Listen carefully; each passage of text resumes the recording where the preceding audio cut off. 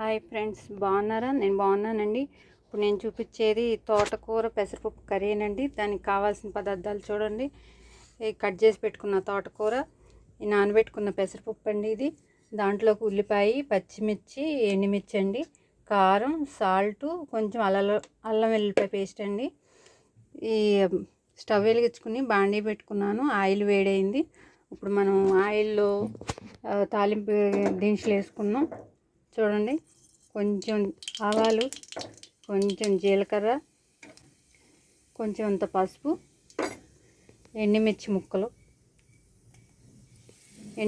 వేస్తున్నా. చూడండి, ఉల్లిపాయ వేసేసాను. చూడండి, ఇది ఇప్పుడు మనం తిప్పుకున్నాం. చూడండి, ఉల్లిపాయ వేగిందండి. చూడండి, తోటకూర వేసేస్తున్నాను. తోటకూర వేసేసుకుని కొంచెం మనం తిప్పుకున్నాం. చూడండి, తోటకూర మగ్గిందండి. ఇప్పుడు మనం పెసరపప్పు వేసుకున్నాం. దీంట్లోకి నానబెట్టి కడిగి పెట్టాను. ఇది ఉడకబెట్టింది కాదు, నానబెట్టిన పప్పేనండి. వేసేస్తున్నాను. చూడండి, దీంట్లోకి అల్లం వెల్లుల్లిపాయ పేస్ట్ కూడా వేసేసానండి. దీంట్లో తిప్పేసుకుని మొత్తం కలిసినాక ఒకసారి మూత పెట్టేసుకుని 2-3 మినిట్స్ పడుతుందండి ఇది మగ్గటానికి. తర్వాత మనం మళ్ళీ చూద్దాం. నేను మూత పెట్టేస్తాను. చూడండి,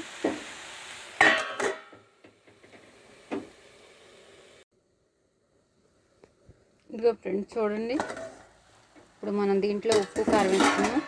ఎందుకంటే ఎప్పుడైనా పెసరపప్పు కొంచెం మెత్తగా ఉడకాలండి, లేదంటే పలుకులుగా ఉంటుంది, నచ్చదు. అందుకని కొంచెం 5 నిమిషాలు అలా మగ్గనిస్తే తోటకూర పెసరపప్పు కలిసి ఉడికితే పప్పు మెత్తగా ఉడికిద్దండి. అప్పుడు మనం దీనికి సరిపడా సాల్టు, కారం, నేను కారం సాల్ట్ తక్కువే వాడతానండి. మా ఇంట్లో ఎక్కువ తినాం మేము, అందుకే లైట్గా వేస్తాను. పైగా 2 పచ్చిమిర్చి వేసాను కాబట్టి అది సరిపోతుంది. ఇది ఒకసారి కలుపుకుందాం. మనం కలుపుకుని ఒక్క నిమిషం 2 నిమిషాలు పడుతుందండి. ఇది కలిసి మనం మూత పెట్టేసి మగ్గనెత్తే కూర రెడీ అయిపోద్ది.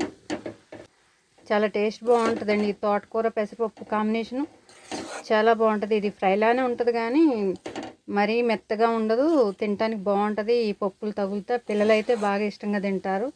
ఇది రైస్లో అయినా, చపాతీ అయినా, రోటీనైనా దేంట్లోనే ట్రై చేయొచ్చు.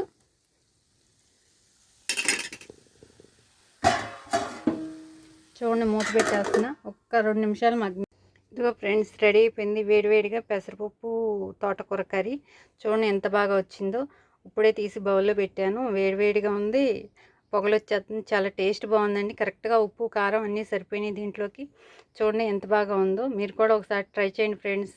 షేర్ చేయండి, సబ్స్క్రైబ్ చేయండి ఫ్రెండ్స్, ప్లీజ్.